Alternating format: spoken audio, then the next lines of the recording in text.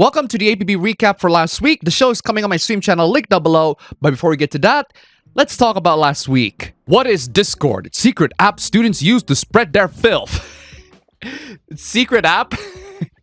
Okay, here's the thing. I work as a teacher, and as a teacher, if you don't know Discord, that says two things about you. One, you're absolutely behind the technology, or two, you're not getting along well with your students. I mean, you don't have to join their server or anything, but at least you know that it exists. I would love to read this article even further, but this article is being hidden on a paywall. But don't fret, ladies and gentlemen, because there's more to this story than just that, because there's an article about this article that covers the story even more. It turns out that this article originated from the Discord messages that were discovered by the teachers from a private boys' school called Knox Grammar from Sydney, Australia. Because of course, it's from the land down under, where women glow and men plunder. This elite private school, where students paid $35,000 a year to attend, used an encrypted app to share racist, misogynistic, and homophobic content that they assured will never be discovered by the teachers.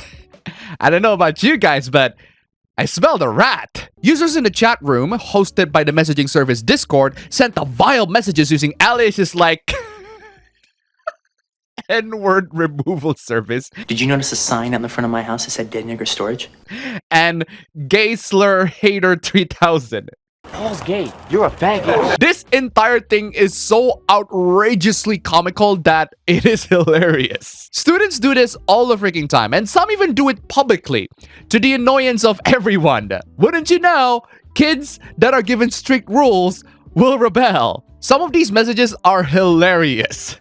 I hate the women, gays, Jews, people who don't play Fortnite. Okay, I know you're just messing around with that. Furries, and of course...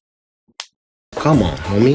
That's racist. However, the same messages said that he loves titties, feet abortion, rape, and drugs. Okay, whatever. You like bad stuff. But it's the feet abortion that I take issues with, because that just translates to me that you have a feet fetish.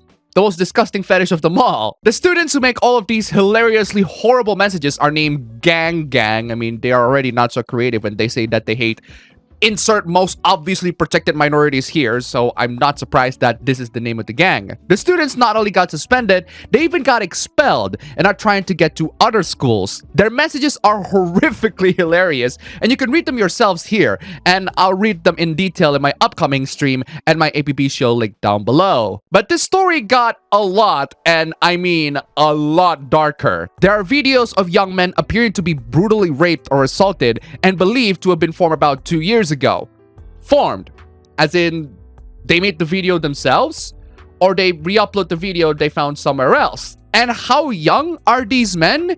If the men depicted in these videos are very young, then they would be distributing child porn, which is illegal. I think that is infinitely more concerning than all of these dumb messages. Honestly, they don't elaborate on that even further. They just elaborated on Discord and why Discord is bad and why people should watch out from Discord. Whatever the case may be, boomers don't understand technology and they will panic about it rather than, you know, actually parent their children. This is a really funny comic. Not because of the comic itself, but because of the drama surrounding it. So there's this comic called GamerGate Dad.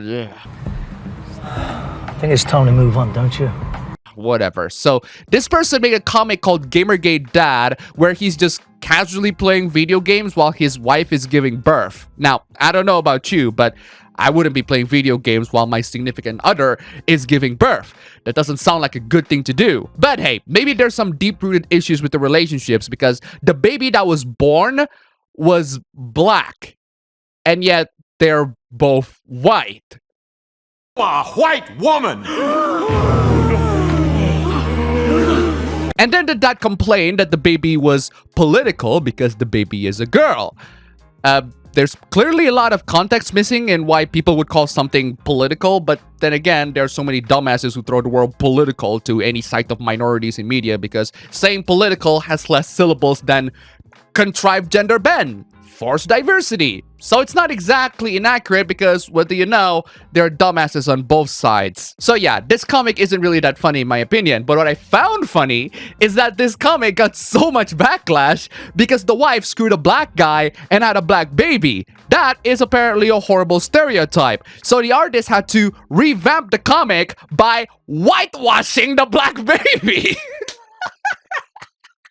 You went full retard, man. I didn't know that whitewashing something in current year is a politically correct move.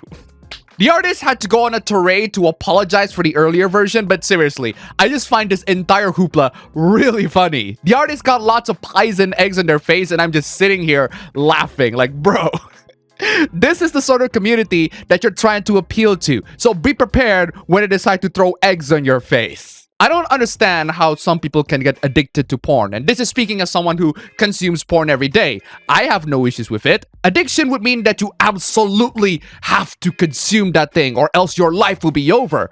I mean, I can go through an entire day without seeing it, so how can anyone else have this issue? This post that goes viral on Twitter talks about this guy's recovery, which if you look at it through the pictures alone, it doesn't really look like this guy is improving. To put a long story short for this guy, he watched porn quite a lot when he was a kid and teenager. So you're like most kids and teenagers. What makes you special? He was also socially awkward. He had many anxieties. He froze when interacting with women. He's a simp to women, all thanks to porn. No, you idiot.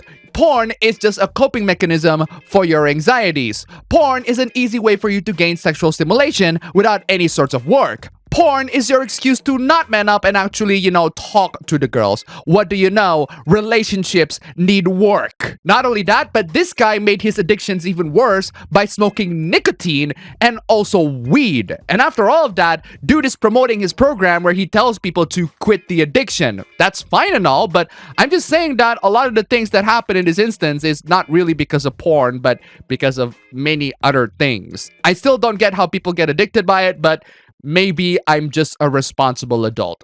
Muda Hard just cannot get away from corporate shills, can he? So Muda showed Red Dead Redemption at 60 FPS running in the Xbox 360 emulator Xenia. Then this person comes in and said, please don't emulate. You are stealing money directly from the hard workers who made the game. The game is Red Dead Redemption. It was made by Rockstar, one of the biggest game companies in the world. The only one who's stealing money directly from the hard workers who made the game is Rockstar. Because they're not paying them enough for all the hard work they did. They got into all sorts of scandals for that. In fact, that's not the only scandal that they got themselves into. But hey, keep on defending the mega corporation. The gamer always comes in with fresh bad takes. It's weird to celebrate a show getting cancelled.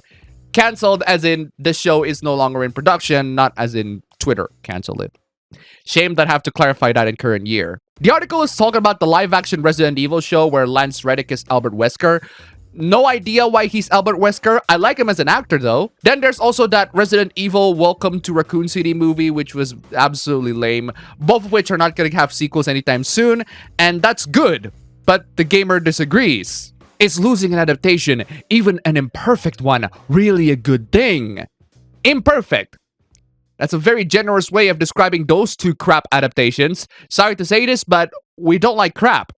That's just how it is. If you love the Resident Evil series games, you should be enthusiastic about all the adaptations, even the imperfect ones. No. They're not imperfect. They're crap. They're crap. D&D is getting more and more popular these days thanks to the mainstream pop culture accepting it as part of the nerd culture that we should not shame people over. And when something gets popular, it also needs to appeal to as many people as possible. In other words, censorship. So there's a race in D&D called the Haduzi, which is an old race that's about to be reintroduced. It's kind of a cool idea in a Planet of the Apes sort of way. D&D planned to introduce this old race back into the new edition, but there are lots and lots of controversies because honestly, I have no idea. Let's check on Twitter. This person says that it's racist. Wait, how?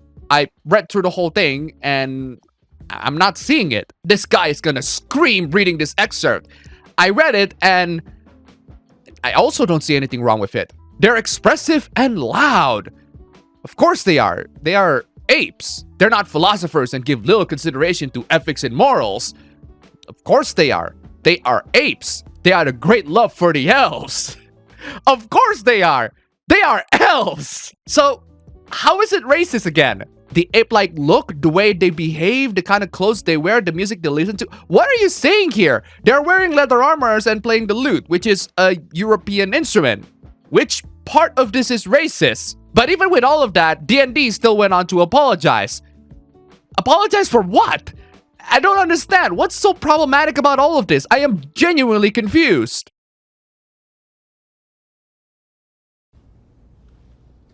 I'm sorry. I was just taking a moment to allow his racism to resonate.